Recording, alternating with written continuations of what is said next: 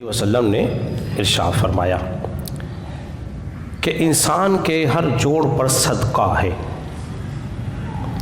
اور ہر روز جس پر سورج طلوع ہوتا ہو وہ دو شخصوں کے درمیان انصاف کے ساتھ فیصلہ کرنا بھی صدقہ ہے۔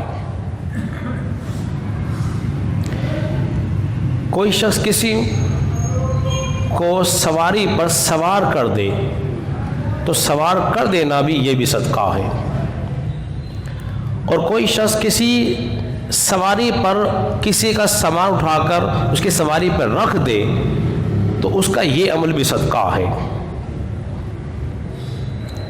حضور علیہ الصلوۃ والسلام نے ارشاد فرمایا، مزید فرمایا اچھی اور میٹھی بات کہنا بھی صدقہ ہے، اور نماز کے لیے جانا اور اٹھنے والا ایک ایک قدم بھی صدقہ ہے۔ اور آخری بات جو حضور نے اس روایت میں بیان فرمائی وہ یہ کہ راستوں سے تکلیف دہ شے کو ہٹا دینا بھی صدقہ ہے۔ کتنے صدقے حضور علیہ الصلوۃ والسلام نے بیان فرمائے ہیں۔ سب سے پہلی بات جو اس حدیث میں بیان ہو رہی ہے کہ انسان کے ہر جوڑ پہ صدقہ ہے۔ انسان کے وجود کے اندر 360 ہڈیاں ہیں۔ اب صدقہ کیا ہے؟ کیا مطلب ہے کہ صدقہ کرنا اس پہ واجب ہے؟ ہرگز نہیں، اس سے مراد نیک اعمال ہیں۔ کیا ہے اس سے مراد؟ نیک اعمال ہے۔ انسان کوشش کر جتنے تیرے جسم میں جوڑ ہیں، ہڈیاں ہیں، تو کم از کم روز اتنی نیکیاں تو کر لے، اتنی نیکیاں تو کر۔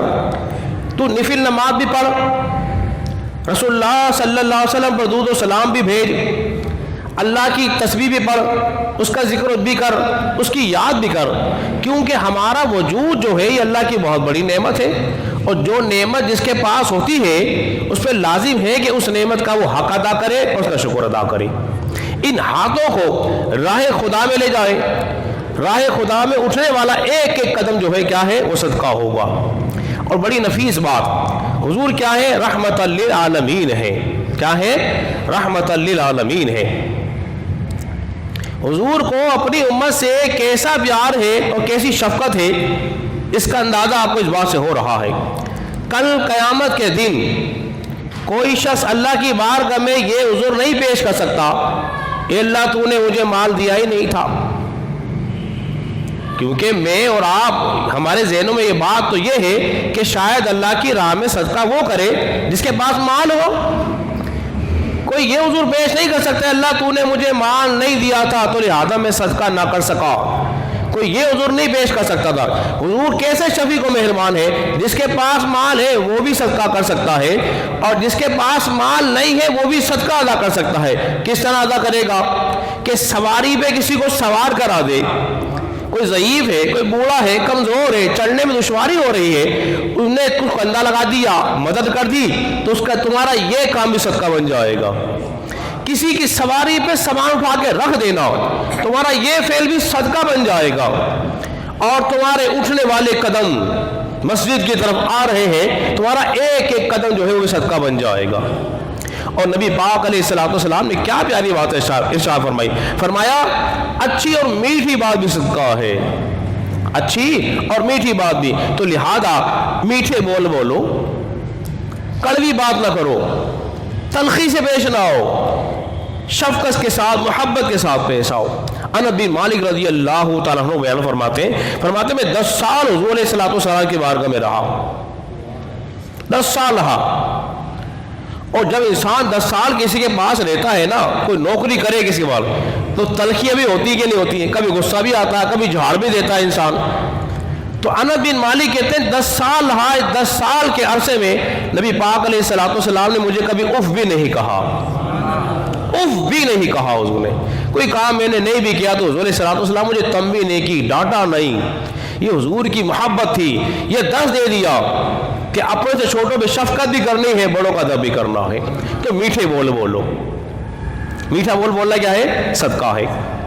اس کے بعد فرمایا آخری بات ہم کر رہے ہیں اپنے درس کے اندر کہ راستوں سے تکلیف دہ شے کو ہٹا دینا یہ بھی صدقہ ہے۔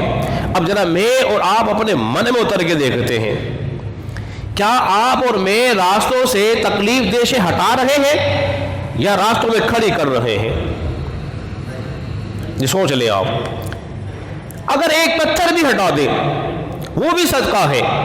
حضور نے فرمایا جو راستے میں سے تکلیف دہ شے ہٹا دے گا وہ بھی صدقہ ہے.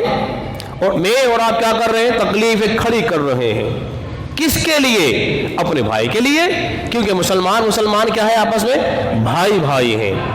تو کوئی بھائی کسی بھائی کے لیے تکلیف نہیں دیتا، تو ہمیں چاہیے ہم راستوں اس تکلیف کو دور کر دیں. اور ہم تو گاڑی بھی بیچ روڈ پہ کھڑی کرتے ہیں، گدھا گاڑی والا ہو، موٹر سائیکل والا ہو، رکشے والا ہو، حتیٰ کہ ٹرک بھی بیچ میں کھڑا ہوتا ہے.